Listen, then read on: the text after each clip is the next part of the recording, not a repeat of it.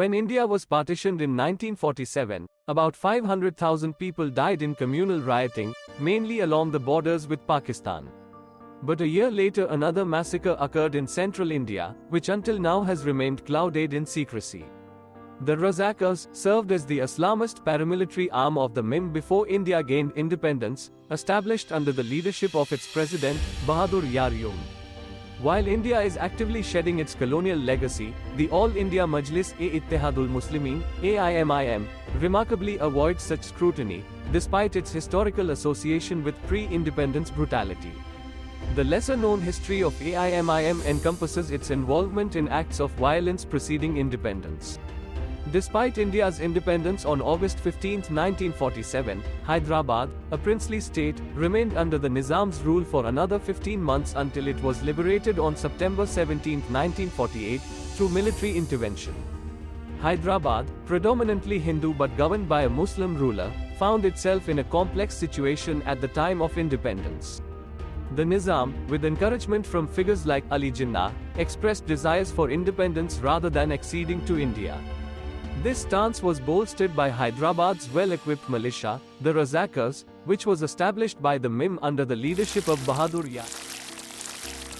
Under the leadership of Syed Qasim Rizvi, the MIM took a militant turn in 1944, with the Razakars aiming to maintain Islamic rule in Hyderabad and resist its merger with India through violent means. Despite warnings from Sardar Vallabhbhai Patel, the Nizam persisted in his independence aspirations, leading to a violent crackdown by the Razakars on dissenting voices, including Hindus, communists, and even moderate Muslims advocating for integration with India. The atrocities committed by the Razakars, including murders, rapes, and looting, are well documented.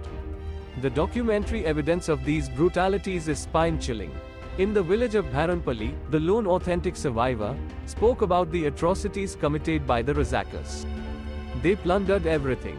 The armed men molested women, killed sheep and killed able-bodied men just for pleasure. They looted every village en route, he was quoted in the Hindu. Another such village was Veera Berampalli. Men were shot dead indiscriminately while women were stripped and paraded naked, raped and their gold ornaments looted. Some villagers even died by jumping in wells in agricultural fields. This information was told to the Hindu by another survivor, 89-year-old Chala Chandra Reddy. While these ghastly atrocities were on, the Nizam had entered into an agreement with the communists, who sought to overthrow the Nehru government and establish the dictatorship of the proletariat. The communists then publicly declared that the Nizam state should not accede to capitalist India but be independent. After a series of failed negotiations for a treaty between India and the Nizam, Mountbatten entered into an agreement with the Nizam which granted the latter considerable freedom. Sardar Patel rejected this agreement. The Indian government, after failed negotiations, initiated Operation Polo to forcibly integrate Hyderabad into India, resulting in the surrender of the Razakars and the end of Nizam's rule.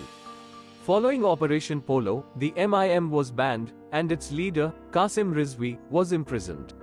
Abdul Wahid Owaisi restructured the organization into AIMIM, which has since remained a significant player in Hyderabad's political landscape, with leaders like Salahuddin Owaisi and his grandson Asaduddin Owaisi holding prominent positions within the party.